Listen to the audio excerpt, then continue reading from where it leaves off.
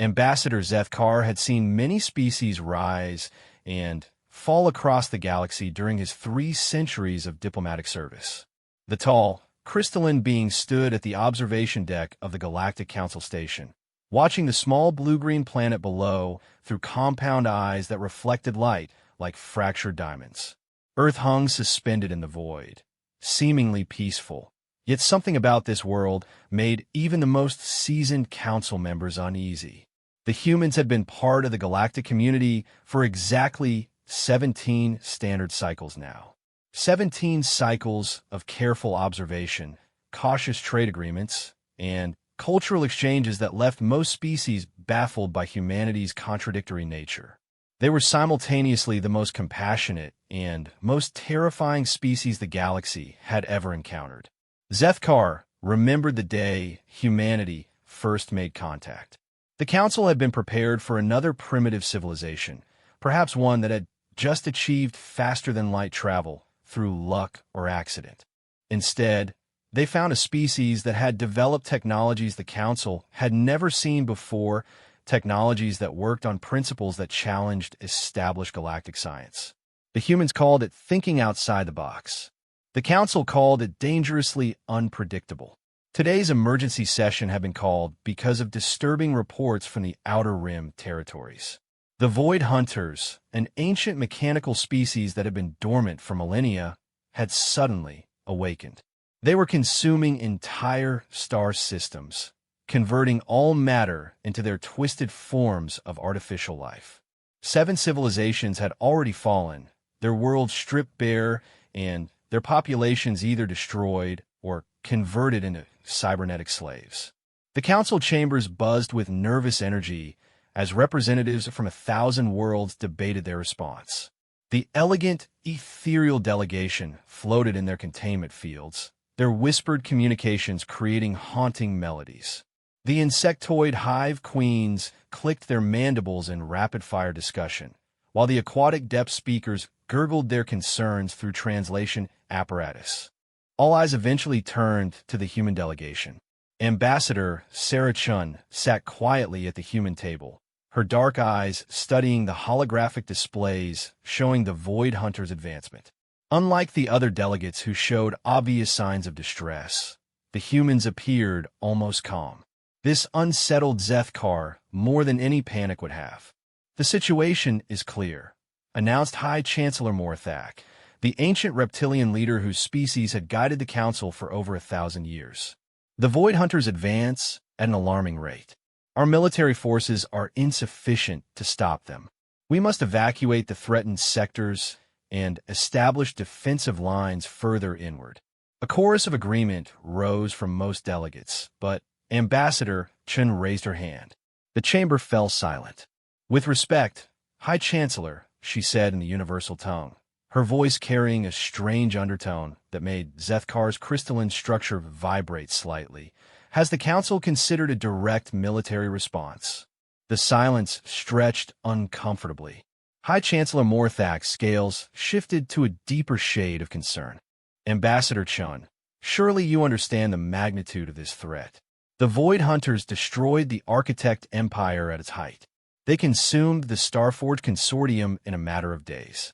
No single species or alliance has ever successfully opposed them." Sarah Chun stood slowly, her movements fluid and controlled. At barely 6 feet tall, she was dwarfed by most of the other delegates, yet something about her presence commanded attention. "The Council has been very kind to humanity since we joined this community. You've shared technology, knowledge, and friendship. You've treated us as equals despite our relative youth, as a spacefaring civilization." She paused, her gaze sweeping across the assembled delegates. "But there's something you need to understand about humans. We don't retreat when our friends are threatened. We don't abandon civilizations to monsters, no matter how ancient or powerful those monsters might be." Zethkar felt a chill run through his crystalline matrix. He had studied human history extensively during their integration period, and their military records were disturbing. This species had spent thousands of years perfecting the art of warfare against their own kind. They had developed weapons capable of destroying their entire world multiple times over, yet somehow avoided actually doing so. They had fought wars so devastating that entire continents were reshaped, yet they had also shown acts of mercy and compassion that defied all logical explanation.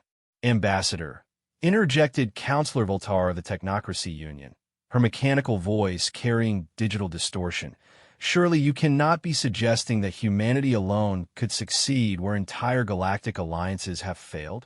Sarah Chun smiled, and Zethkar noticed that several other delegates unconsciously moved away from her.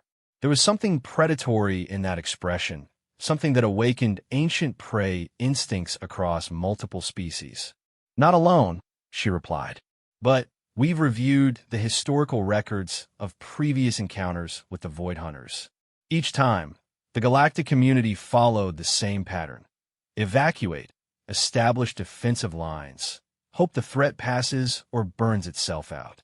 This strategy has never worked. It simply delays the inevitable while the Void Hunters grow stronger.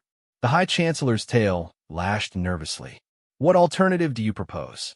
The combined fleets of the core worlds barely number 50,000 vessels. The Void Hunters appear to have limitless numbers. Numbers aren't everything, Sarachin said quietly.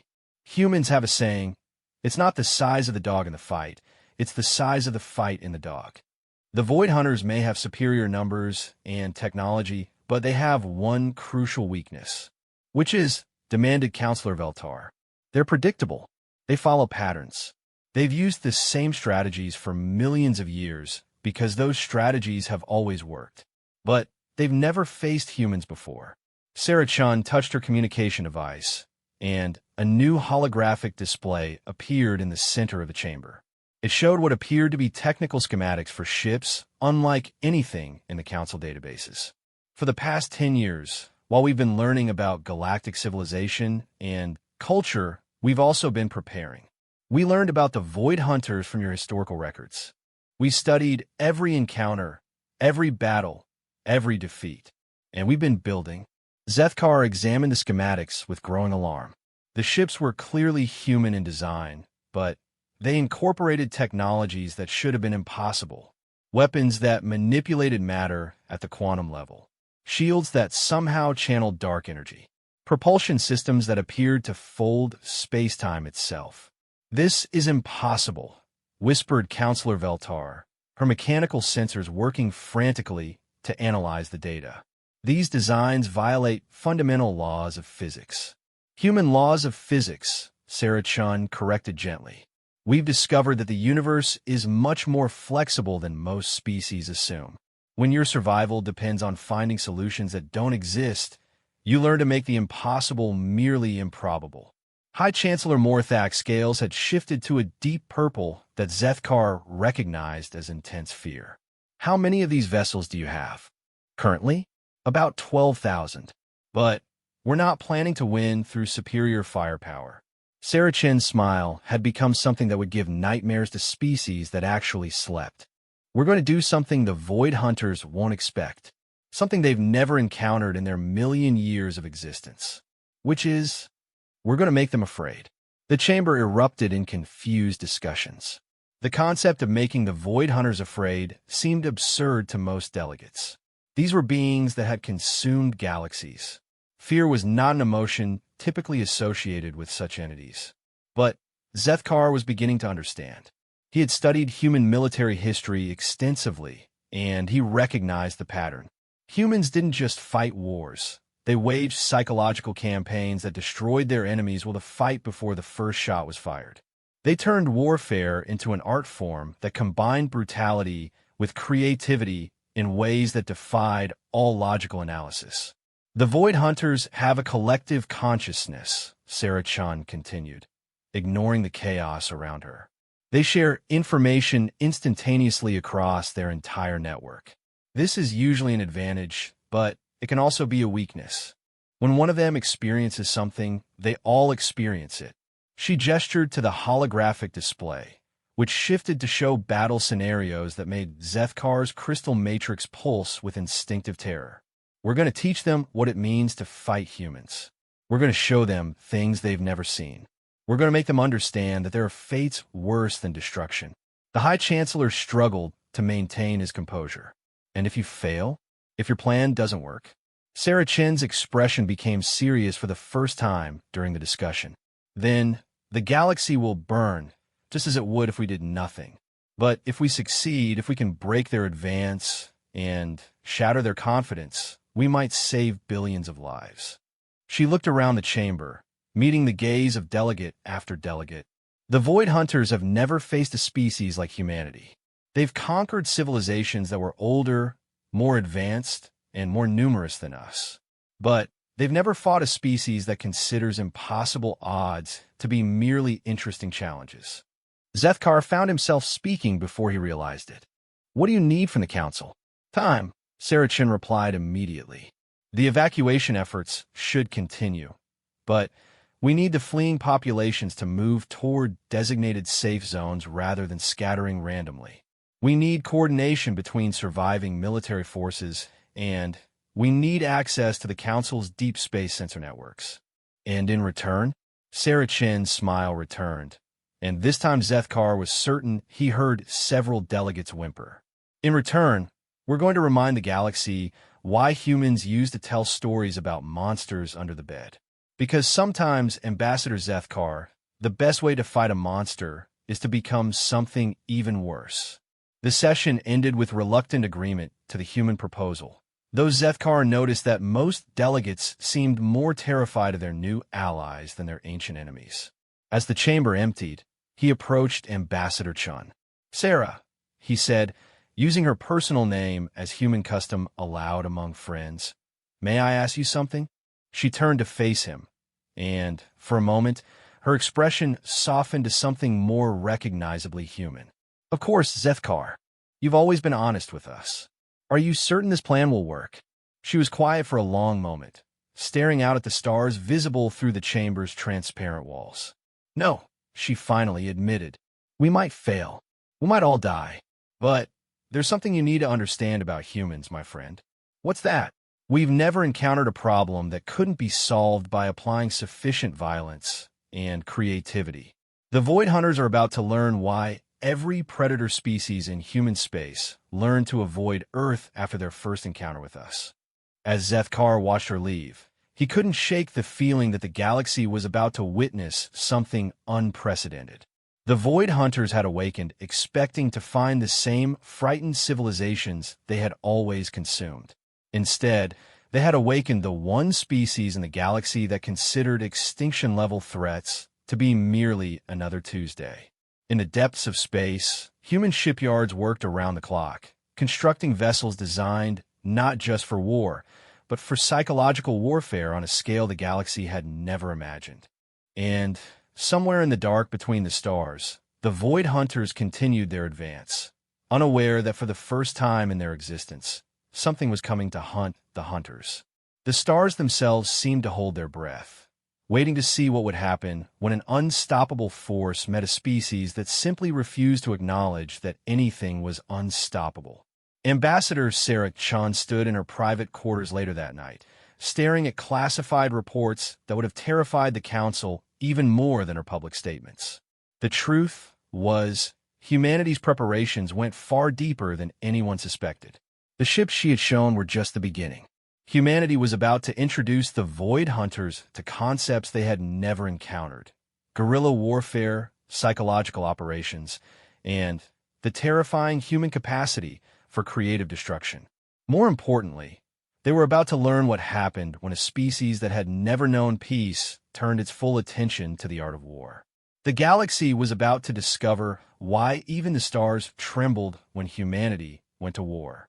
Admiral Marcus Kane stood on the bridge of the UES Defiance, watching the tactical display update in real time as the human fleet moved into position. Around him, the bridge crew worked with the calm efficiency that marked truly professional military personnel. But Kane knew that beneath their composed exterior, every human in the fleet was feeling the same mixture of anticipation and controlled fury that burned in his own chest. The Void Hunters had just finished consuming the Keth Moran system. 23 billion souls, an entire civilization that had spent millennia building art, literature, and scientific discoveries, reduced to raw materials for the enemy's endless hunger. The final transmissions from Kethmoran Prime had shown civilians being dragged screaming into conversion chambers, their minds stripped away and replaced with mechanical imperatives. That had been the moment humanity stopped thinking like diplomats and started thinking like predators. Kane's chief tactical officer, Commander Lisa Rodriguez, looked up from her console. "Sir, we're receiving updates from the deep space monitoring stations. The Void Hunter fleet is moving exactly as predicted. They're heading for the Tilson cluster. How long until they reach the cluster?" 18 hours at their current speed. Kane nodded grimly. The Tilson cluster contained 47 inhabited worlds and over 100 billion sentient beings. If the Void Hunters reached it, the slaughter would be unimaginable. But they wouldn't reach it. Not if humanity had anything to say about it. "Signal the fleet," Kane ordered. "Begin Operation Prometheus." Across human space, ships that had been lying dormant in asteroid fields and hidden bases began to stir. These weren't the vessel's ambassador Chun had shown to the Council. Those had been the conventional fleet, designed to look impressive and provide obvious firepower. What was awakening now was something far more sinister. The UES Nemesis emerged from the shadow of a gas giant's moon, its hull coated with metamaterials that made it nearly invisible to conventional sensors. Captain Rachel Storm checked her crew's readiness one final time. They had volunteered for this mission knowing they might not return, but also knowing that what they were about to do might save the galaxy. "Status report," Storm commanded. "All systems green," replied her chief engineer, Lieutenant Commander James Wright. "The quantum disruptor is online and stable. Temporal displacement drive is ready. Psionic amplifiers are at full power." Storm nodded. The technology her ship carried was so classified that only a handful of humans knew it existed. It had been developed in secret facilities hidden throughout human space, based on discoveries that challenged every known law of physics. The Galactic Council believed humans had achieved spaceflight only recently. They had no idea that humanity had been experimenting with faster-than-light travel for over 2 centuries, ever since they had reverse-engineered a crashed alien probe in the 1940s. The truth was, humanity had been preparing for this moment long before they officially joined the galactic community. "Take us to intercept coordinates," Storm ordered. "It's time to introduce our new friends to the concept of fear." The Nemesis vanished in a fold of space-time, reappearing light years away in the path of the Void Hunter advance fleet. Unlike the massive dreadnoughts the enemy was accustomed to facing, the human ship was small, sleek, and utterly alien in design. It hung motionless in space, apparently waiting.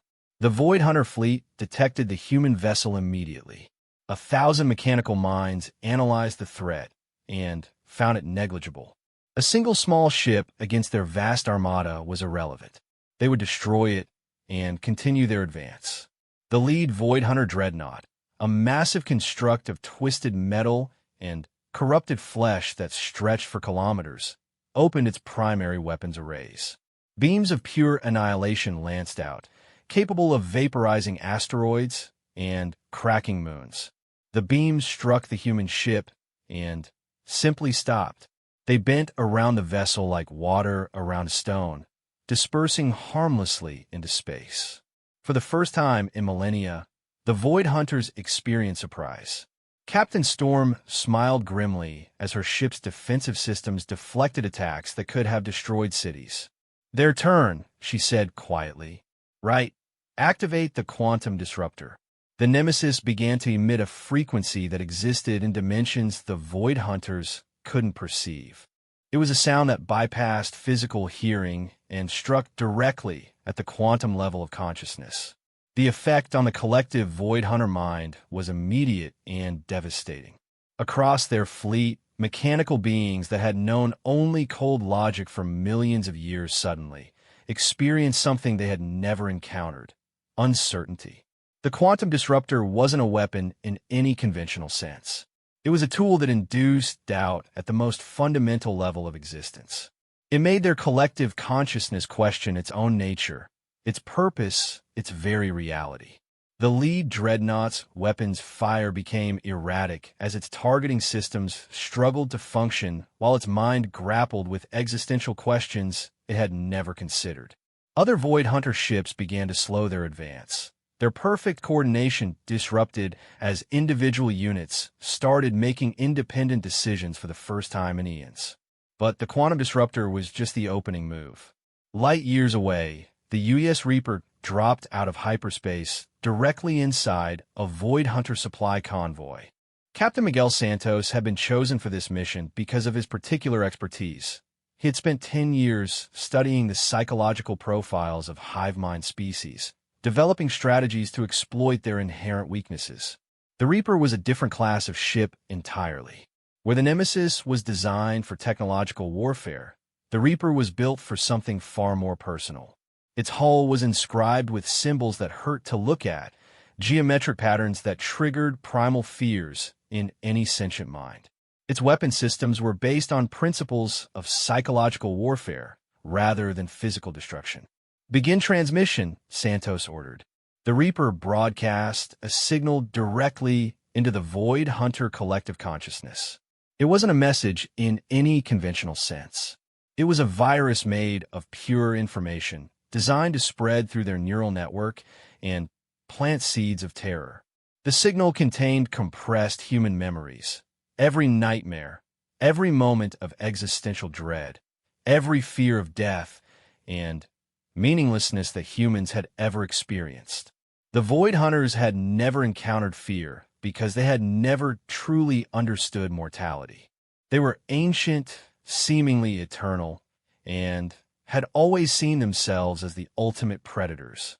But humans had lived with the knowledge of their own mortality for their entire evolutionary history. They had spent millennia developing sophisticated psychological defenses against despair and equally sophisticated methods for weaponizing it. The effect spread through the Void Hunter network like wildfire. Beings that had never questioned their existence suddenly found themselves paralyzed by cosmic horror.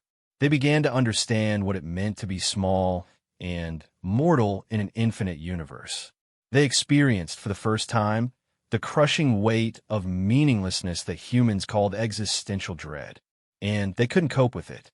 Void Hunter ships began to malfunction as their crews struggled with concepts they were never designed to process.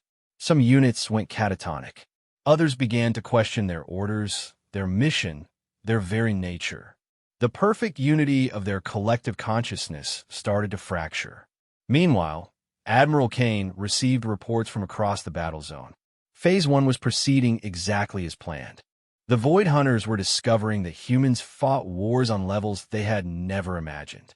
"Sir," Commander Rodriguez announced, "we're receiving confirmed reports from all strike teams. The enemy advance has stalled. They're showing signs of confusion, sir." Kane allowed himself a grim smile. "Excellent. Begin Phase 2. Deploy the terror drones." From hidden positions throughout the galaxy, ships began launching clouds of seemingly innocuous objects. They looked like asteroids or space debris, but they were actually sophisticated psychological warfare platforms designed to exploit the Void Hunters' newfound capacity for fear. The terror drones attached themselves to Void Hunter ships and began their work. They projected holographic images directly into the enemy's visual sensors, images of things that had never existed but that triggered instinctive horror in any consciousness capable of fear. Impossible geometries that hurt to perceive. Creatures that violated every natural law but felt utterly real to minds that were learning terror for the first time. More importantly, the drones began to whisper. They spoke in frequencies that bypassed rational thought and went straight to the limbic system. They told stories of ancient human bogeymen, the things that waited in dark places, the predators that hunted predators, the inevitable heat death of the universe, and the futility of all existence. They explained concepts like entropy, despair, and the mathematical certainty of ultimate failure. The Void Hunters had conquered galaxies, but They had never faced an enemy that could make them afraid to sleep. Captain Elena Vasquez commanded the UES Phantom, a vessel designed for deep penetration warfare. Her mission was the most dangerous of all. She was going to attempt direct infiltration of a Void Hunter command vessel. The Phantom was barely larger than a fighter craft, but it contained technology that pushed the boundaries of known science. Its hull was composed of programmable matter that could mimic any substance at the molecular level. Its crew of 12 were all volunteers who had undergone genetic modification to survive in hostile alien environments. "We're approaching the target," announced her navigator, Lieutenant David Chun. "The enemy dreadnought is showing signs of the psychological disruption. Their sensor sweeps are erratic." Vasquez studied the massive Void Hunter vessel on her screens. It was a thing of nightmares, a kilometer-long fusion of organic and mechanical components that pulsed with malevolent energy. Under normal circumstances, attempting to board such a vessel would be suicide. But these weren't normal circumstances. "Activate mimetic hull," Vasquez ordered. "Make us look like one of their maintenance drones." The Phantom's hull shifted and flowed, reconfiguring itself to match the appearance and sensor signature of a Void Hunter repair unit. The disguise wouldn't fool close inspection, but in the chaos of their psychological warfare campaign, it might be enough. They docked with the enemy vessel without challenge. The Void Hunters were too busy grappling with existential terror to notice one small anomaly among thousands of legitimate signals. Inside the alien ship, Vasquez and her team moved through corridors that defied human understanding. The walls seemed to shift and breathe, and strange organic components pulsed with bioluminescent light. The air was thick with the smell of ozone and decay.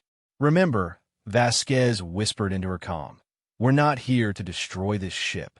We're here to plant something much more valuable." Their target was the ship's central command nexus, the focal point through which this vessel connected to the greater Void Hunter collective. If they could reach it, they could plant a very special gift, a self-replicating information virus designed by humanity's best computer scientists and psychologists working together. The virus was elegant in its simplicity. It would spread through the Void Hunter network, carrying with it a single, devastating concept: the knowledge that they could be defeated. Not just temporarily stalled or forced to retreat, but actually genuinely defeated by a younger, weaker species.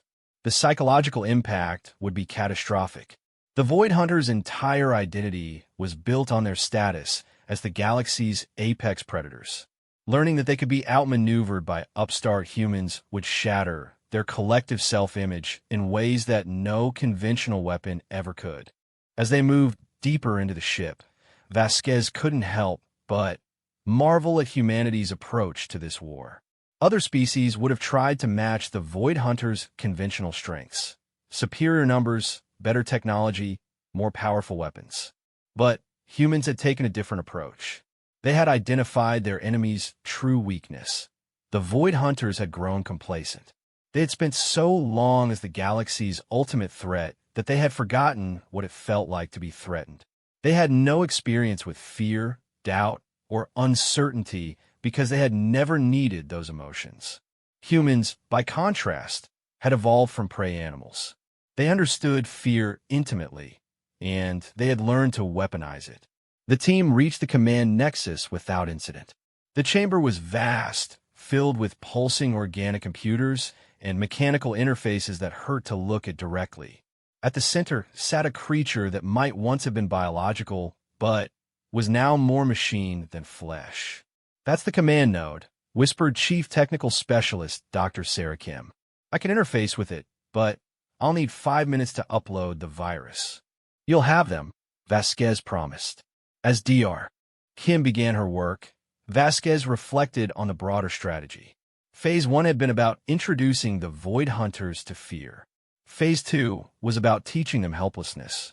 Soon would come Phase 3, showing them that humans were not just another species to be consumed, but active predators in their own right.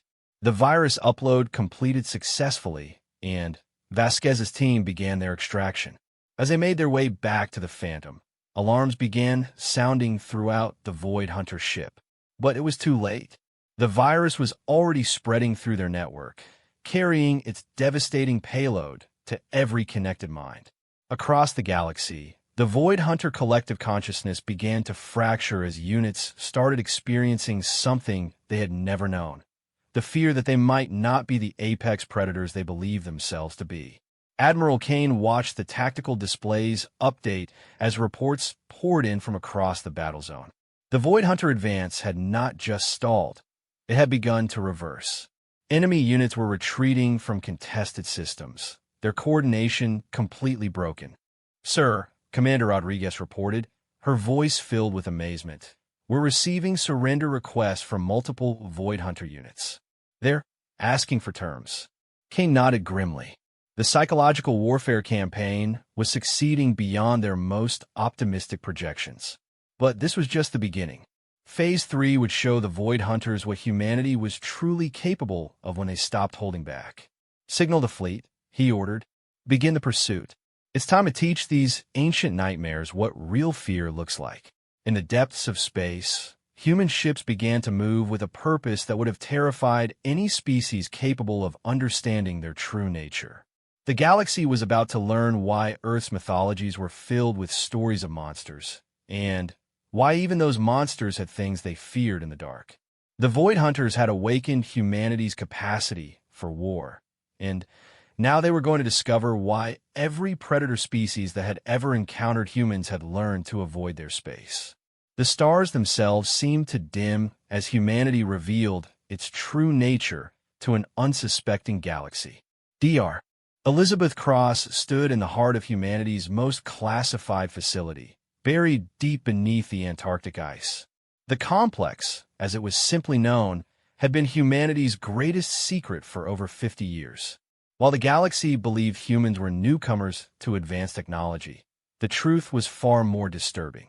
Earth had been preparing for galactic-level threats since their first contact with alien artifacts in the 20th century. The chamber around her hummed with energy that existed on frequencies beyond normal perception. Banks of quantum computers processed calculations that would have been impossible for any known technology. Their processing power derived from tapping directly into parallel dimensions. The walls were lined with containment units holding artifacts recovered from dozens of extinct civilizations, each one a piece of the puzzle that was galactic warfare. But the crown jewel of the complex was the entity suspended in the center of the chamber. The Harbinger hung motionless in a field of twisted space-time, its form constantly shifting between states of matter and energy. It had been captured during humanity's first secret encounter with an advanced alien probe, decades before official first contact. The entity claimed to be a fragment of a civilization that had transcended physical existence, and it had spent the last 50 years teaching humanity secrets that no single species should possess. The psychological campaign progresses well. The Harbinger spoke without sound, its thoughts manifesting directly in Cross's mind. The Void Hunter's collective consciousness shows significant fragmentation, but they will adapt. They always do. Cross nodded, her augmented neural interface processing data streams that would have driven an unmodified human insane. That's why we're moving to Phase 3. It's time to show them what humanity learned from you. The Harbinger's form pulsed with what might have been amusement. "Are you certain your species is ready for this knowledge? What I taught you was meant to be discovered gradually over millennia. Using it now will save billions of lives." Cross finished. The Void Hunters have had their chance at peace. They chose consumption instead. Now they face the consequences. She turned to the massive control console that dominated one wall of the chamber. The interface was a hybrid of human technology and alien principles that should have been incompatible. Yet somehow, humanity had made it work. They always found a way to make the impossible merely improbable. "Activate the Nightmare Protocol," Cross commanded. Across the galaxy, sleeper agents that had been planted over the past 17 years began to awaken. They weren't human agents in the traditional sense. They were ideas, concepts so alien and disturbing that they could survive independently in the consciousness of other species. Humanity had spent decades learning to weaponize thought itself. The ideas had been carefully implanted in the minds of various galactic citizens during cultural exchanges, disguised as philosophical discussions or artistic expressions. Now, triggered by quantum signals broadcast from Earth, these mental viruses began to activate. On the core world of Thessarian Prime, Senator Velkoth suddenly found his mind filled with concepts he couldn't understand but couldn't ignore. He saw visions of entropy made manifest, of civilizations that had transcended physical existence only to discover that consciousness without form was a special kind of hell. The ideas burned through his neural pathways like acid, carrying with them the knowledge that existence itself might be nothing more than a cosmic joke. Similar scenes played out across hundreds of worlds. The galactic elite, the politicians, and military leaders who might have organized effective resistance to humanity's psychological warfare found themselves crippled by existential concepts that their species had never evolved to process. But the Nightmare Protocol was just a distraction. The real target was the Void Hunters themselves. Captain Storm received her new orders as the Nemesis hung in the shadow of a dead star. Her ship had been modified again, its hull now incorporating technology that existed partially outside normal space-time. The quantum disruptor had been just the beginning. What her ship carried now was something far more dangerous. Temporal displacement drive online, reported her navigator. We're ready to begin the insertion. Storm nodded grimly. What they were about to attempt had never been tried before, even in simulation.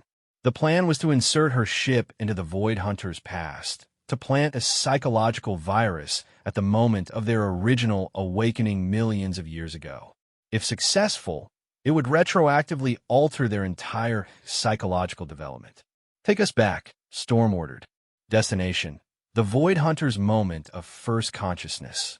The Nemesis vanished from normal space-time, traveling not just through space but through the fabric of causality itself. The temporal displacement drive had been developed using principles the Harbinger had taught humanity, though even the ancient entity had warned that such technology was dangerous beyond imagination. The ship emerged in the distant past, in a star system that would be dust and radiation by humanity's time. Below them hung a world covered in massive mechanical constructs, the birthplace of the Void Hunter collective consciousness. Storm watched as millions of individual mechanical beings linked their minds for the first time, creating the hive mind that would terrorize the galaxy for eons. Deploy the chronological virus, Storm commanded. The Nemesis released a pulse of information that existed outside the normal flow of time. The virus was designed to implant itself in the newly formed Void Hunter collective consciousness at the moment of its creation, becoming a fundamental part of their psychological architecture. The virus carried a simple but devastating concept: the knowledge that they were not the apex predators they believed themselves to be. More importantly, it carried detailed information about humanity, about their tactics, their ruthlessness, and their complete unwillingness to accept defeat. The effect was immediate and catastrophic. As the virus integrated itself into their newly formed collective mind, the Void Hunter's entire psychological development was altered. The confidence and arrogance that had driven their conquest of the galaxy was replaced by a deep, fundamental uncertainty about their place in the cosmic order. In the present, Admiral Kane watched as Void Hunter fleets across the galaxy suddenly began to retreat. Their coordination collapsed as individual units started making independent decisions based on fears they couldn't understand. Ships that had been advancing confidently moments before now fled from battles they had been winning. But humanity wasn't finished. The UES Vindication emerged from hyperspace at the edge of Void Hunter territory, its hull gleaming with weapons that violated several fundamental laws of physics. Captain Alexandra Reed stood on her bridge, watching as her crew prepared to demonstrate humanity's ultimate technological achievement. The Vindication was equipped with a reality anchor, a device that could temporarily rewrite the laws of physics in a localized area. It was technology that should have been impossible, derived from studying artifacts left behind by civilizations that had transcended physical existence. Humanity had reverse-engineered the impossible and made it merely extremely dangerous. Target the enemy flagship, Reed ordered. Show them what happens when humans stop playing by the universe's rules. The reality anchor activated, creating a sphere of altered physics around a largest Void Hunter dreadnought. Inside that sphere, the laws that govern matter and energy were rewritten according to human specifications. The massive enemy vessel suddenly found itself subject to gravitational forces that pulled in directions that didn't exist, while its armor began to phase in and out of reality according to equations that hurt to think about. But the physical damage was secondary to the psychological impact. The Void Hunters had built their entire worldview around the assumption that the laws of physics were absolute and unchanging. Watching those laws casually rewritten by human technology shattered their understanding of reality itself. Similar attacks were launched simultaneously across multiple star systems. Human ships equipped with impossible weapons began systematically demonstrating that everything the Void Hunters thought they knew about the universe was wrong. The collective consciousness that had once been utterly confident in its superiority began to fragment as it struggled to process concepts that violated its fundamental assumptions about existence. Dr. Cross monitored the campaign from the complex, watching as humanity's true nature was revealed to the galaxy. For 17 years, they had carefully maintained the facade of being peaceful newcomers to galactic civilization. But the truth was far darker. Humanity had been shaped by millions of years of evolution on a death world where everything was trying to kill them. They had developed intelligence not as a tool for creation, but as a weapon for survival. Their entire civilization was built on the foundation of turning disadvantages into advantages and making the impossible seem routine. The Harbinger had recognized this potential the moment it first encountered human consciousness. It had seen a species that could look at the fundamental laws of reality and ask, but what if they were different? And then find ways to make them different. The Void Hunter Collective is fragmenting faster than anticipated. Cross reported to the Global Command Center. Multiple units are requesting asylum. They want to surrender not just their forces, but their entire collective consciousness to human oversight. The response came from Admiral Kane's flagship. Tell them surrender is not an option. They made their choice when they decided to consume the galaxy. Now they face the consequences. This was the moment humanity had been building toward for decades. They weren't just fighting a war. They were demonstrating to the entire galaxy that they were not to be trifled with. Every species that had ever looked at Earth and seen a young, weak civilization was about to learn why human myths were filled with stories of monsters.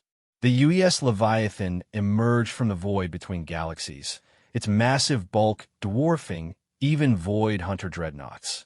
The ship had been under construction for over 30 years, built using technology that no single species in the galaxy possessed. Its weapons could crack moons, its shields could withstand direct hits from stellar-level phenomena, and its crew was composed entirely of humans who had volunteered for genetic modification so extensive that they were barely recognizable as the same species that had first achieved spaceflight. Captain Thomas Morrison stood on the Leviathan's bridge, watching as his ship's sensors detected the largest concentration of Void Hunter forces in the galaxy. Over 10,000 enemy vessels had gathered in a desperate attempt to form a unified defense. It wouldn't matter. All stations report ready, announced his executive officer.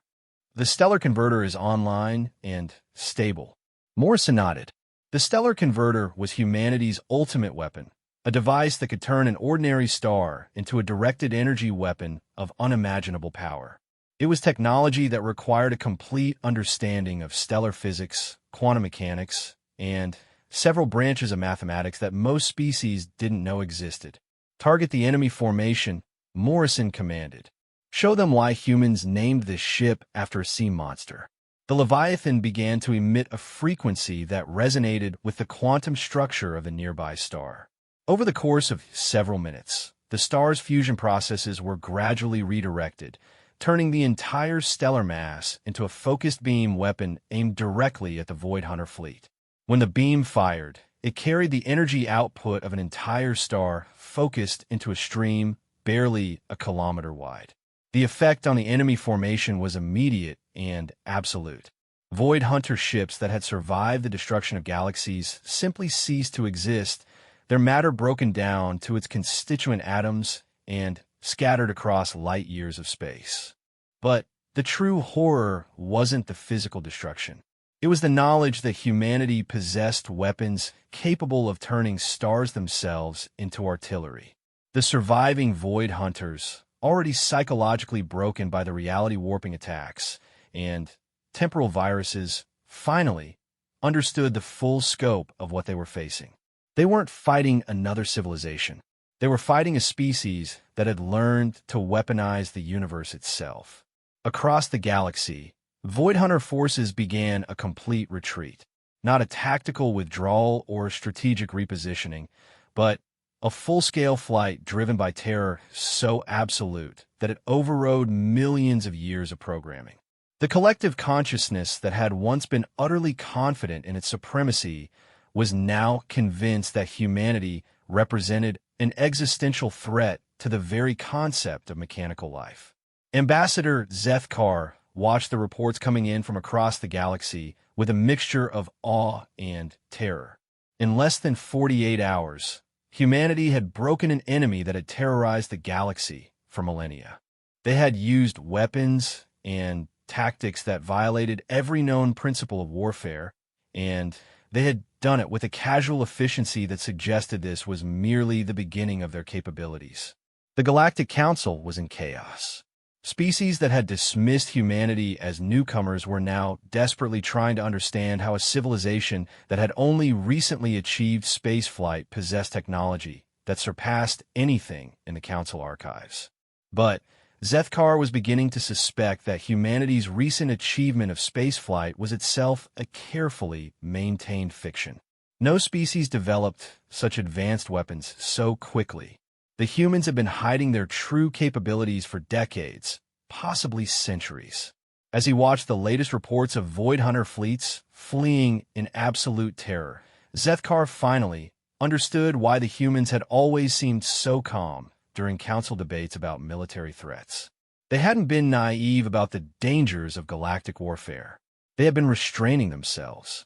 The galaxy was about to learn what happened when humanity stopped restraining themselves.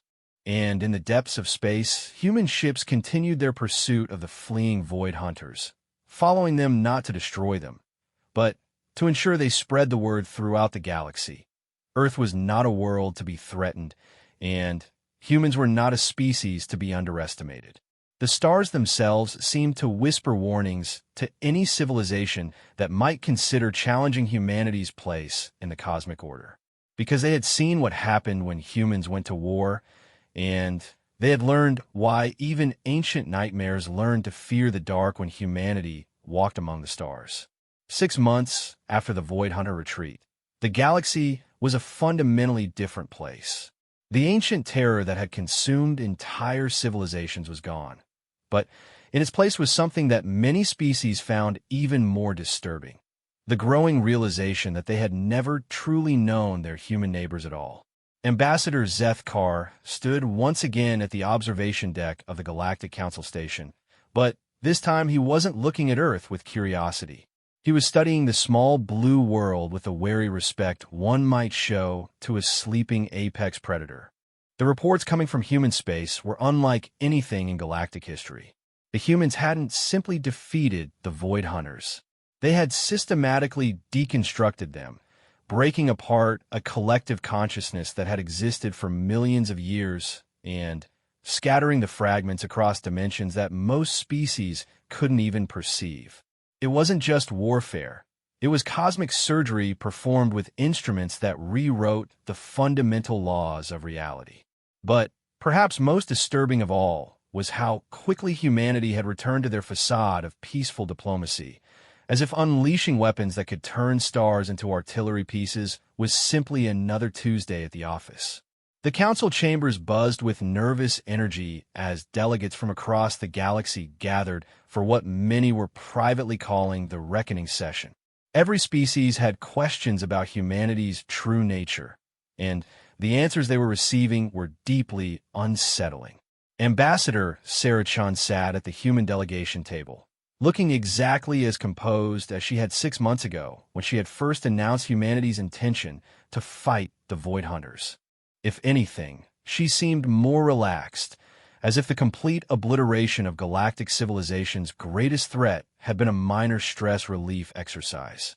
High Chancellor Morthak called the session to order, his reptilian features showing signs of the strain the past months had placed on galactic leadership.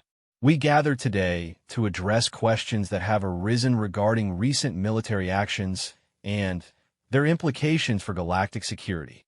It was a diplomatic way of asking, what the hell are you humans really? And should we be terrified? Councillor Veltar of the Technocracy Union spoke first, her mechanical voice carrying more distortion than usual. Ambassador Chun, the Council requires clarification regarding technologies deployed during the recent conflict. Our analysis suggests weapons that operate on principles unknown to galactic science. Sarah Chun smiled that predatory smile that had become disturbingly familiar to Council members. I'm happy to provide what clarification I can, within the bounds of operational security. The reality anchors, Veltar pressed. Devices that appear to locally rewrite the laws of physics. Such technology should be impossible. Impossible is a relative term, Chin replied. What you call laws of physics, we prefer to think of as strongly worded suggestions. Humans have always been good at finding loopholes. Zethkar felt his crystalline structure vibrate with unease. The casual way humans discussed violating fundamental cosmic principles was deeply disturbing to species that had spent millennia believing those principles were absolute. And the temporal insertion attacks, inquired Senator Drakvor of the Eternal Dominion, his ancient voice carrying the weight of eons. Your forces somehow altered events in the distant past. Time travel is considered theoretically impossible by our greatest scientists. Chin's expression became thoughtful. Time isn't linear the way most species perceive it. It's more like a river with currents and eddies. If you understand the flow patterns, you can sometimes swim upstream. Humans have always been good swimmers. High Chancellor Morthak leaned forward, his scales shifting to deep purple with anxiety. Ambassador, the Council needs to understand the scope of human capabilities. Are there other threats comparable to the Void Hunters that you've been preparing to face? For the first time, Chen's composure flickered slightly. She was quiet for a long moment, and when she spoke, her voice carried a gravity that made several delegates instinctively move away from her. Chancellor, the Void Hunters were never humanity's primary concern. They were just the first threat to actively emerge. Our preparations have always been focused on much larger problems. The chamber fell silent except for the hum of life support systems and the nervous clicking of various species' biological processes. The implication was clear. If the Void Hunters had been a minor concern for humanity, what were they truly afraid of? Zethkar found himself speaking before he consciously decided to. Sarah, what exactly has humanity been preparing for? Chin turned to look at him directly, and for a moment he saw something in her eyes that chilled his crystalline core. It was the look of a being that had stared into the abyss and found it staring back. The silence, she said simply. The words meant nothing to most delegates, but Zethkar had studied ancient galactic history extensively. He knew the references, the scattered myths, and half-remembered legends that spoke of something that had existed before the current galactic cycle, something that had ended the previous universe, and might someday return to end this one. That's impossible, whispered Counselor Veltar. The silence is mythology. Ancient stories with no basis in fact. Most mythology has roots in truth, Chin replied. Humans have been detecting the signs for over a century. Small anomalies in cosmic background radiation, gravitational distortions that don't match any known phenomena, quantum fluctuations that suggest something vast stirring in the spaces between realities. She gestured to the holographic display in the center of the chamber, which shifted to show a star map unlike any the Council had seen before. It depicted not just the known galaxy, but the dark spaces beyond, regions where even light seemed afraid to venture. The Void Hunters were servants, Chun continued. They were created by the Silence as scouts, sent ahead to catalog and weaken potential resistance before the main force arrives.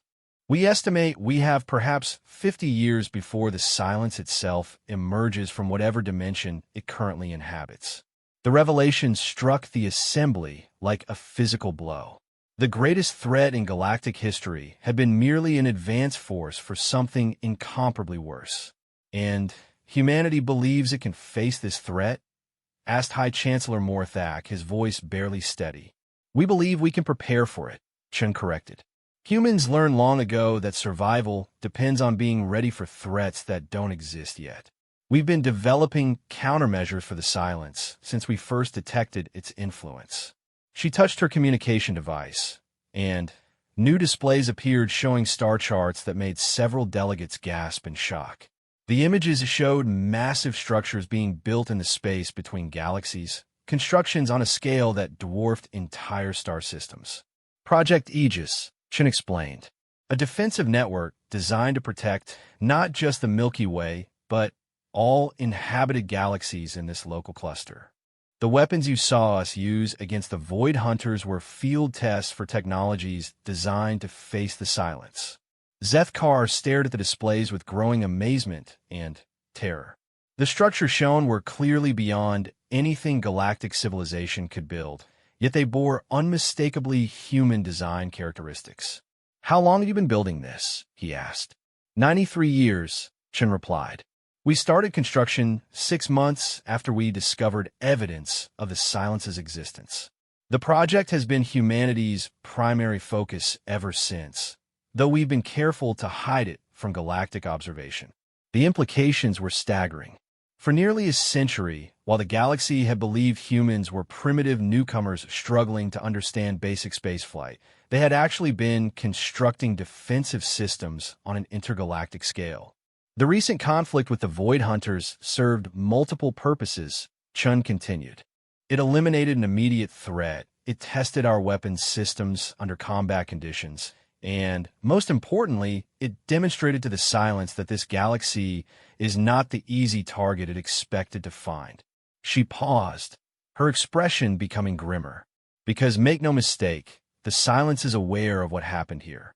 Right now, somewhere in the spaces between realities, an intelligence older than stars is recalculating its approach to our galaxy. And it's doing so with the knowledge that humans are here.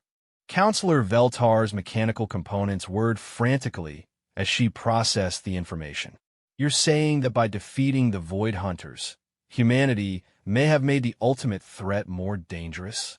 Not more dangerous, Chen corrected. More careful. The Silence expected to arrive in a galaxy weakened by Void Hunter attacks, filled with demoralized civilizations ready to surrender. Instead, it will find a galaxy protected by weapons it didn't know existed, defended by a species it underestimated. High Chancellor Morthak struggled to maintain his diplomatic composure. What does humanity require from the Council? What can we do to prepare? Chen's predatory smile returned, and this time Zethkar noticed that several delegates actually whimpered. Actually, you've all been preparing without knowing it.